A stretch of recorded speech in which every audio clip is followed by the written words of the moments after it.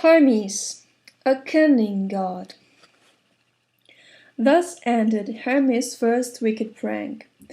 Yet it was not to be the only one, for the young god simply could not stay out of mischief.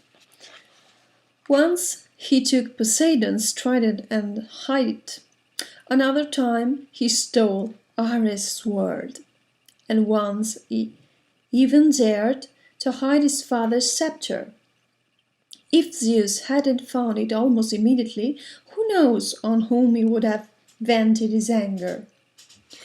Once, however, when he was still a boy, Hermes learned a painful lesson.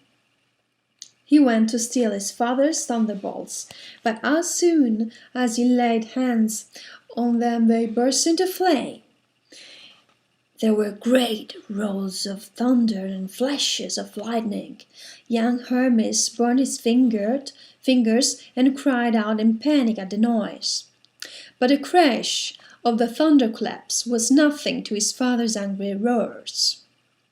Hermes realized that he had done wrong and was thoroughly ashamed of having made such a fool of himself. However, Hermes could also put his cunning to good use. In an early chapter, we saw him steal back Zeus' tendons from Typhoon and thread them into his father's hands and feet again, thus helping him to defeat the hideous monster. The truth is that nobody could surpass Hermes in cunning, intelligence, and swiftness. He had wings on his ankles and could fly to the farthest corners of the earth in a matter of seconds. For this reason, he was the messenger of the gods, and a special command of Zeus, who made frequent use of his abilities and assigned him the most difficult tasks. But whatever the Lord of Olympus had set him to do, the quick-witted Hermes never had any difficulty in accomplishing the mission he had undertaken.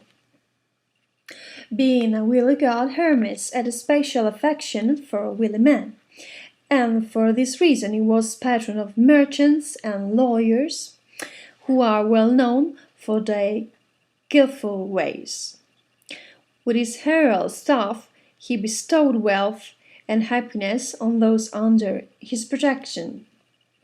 It was even said that he shielded thieves, but many of them came to an evil end, and then they blamed Hermes for leaving them to their fate.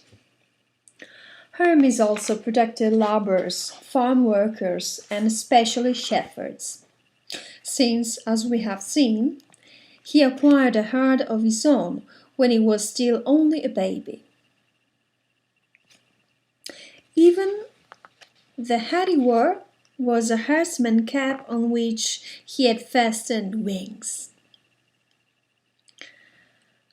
As he was young, handsome and strongly built, Hermes loved field sports. He was the patron of athletes and made sure that the rules were observed in all contests. This was why statues of Hermes were to be found by every running track. At crossroads and halfway points along the main routes, travelers would come upon busts of Hermes mounted on pillars. There they could rest secure in knowledge of his protection, for no robber will dare to attack a traveler resting at the foot of one of Hermes' columns. These columns had useful information for travelers inscribed upon them, which was a great assistance to any who had not been along the road before.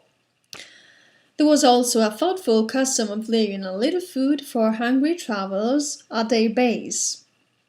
In spite of his crafty tricks and his sly ways, Hermes was one of the most popular of gods with mortals and Olympians alike. There were many who even admired him for his little weakness, but he wanted people to be intelligent and clear-thinking, and those who were he showed a special favor.